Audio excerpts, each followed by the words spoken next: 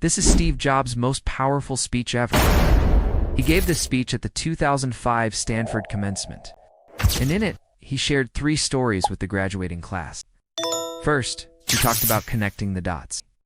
But what a lot of people don't know is that before starting Apple, he took some time off to travel around the country and do some soul-searching.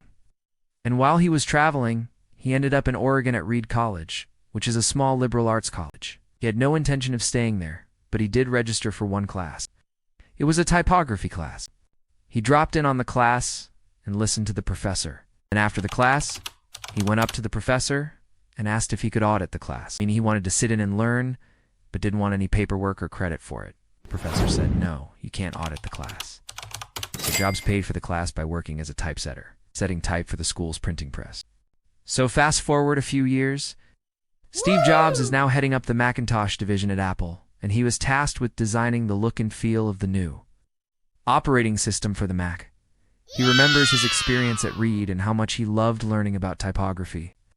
And he decides to make the cover sheet of the new OS resemble the kind of paper that the professor used in class. Not only that, but the font he chose for the Mac OS is the same font he learned in that class. So what's the lesson here?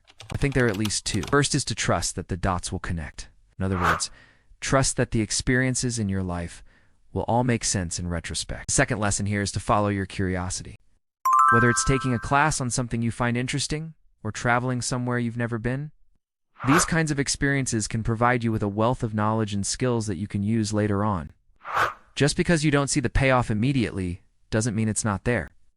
A great example of this is when Steve Jobs took that typography class. He didn't know at the time that he would end up using those skills to design the Mac OS, but he was simply curious and wanted to learn more about typography.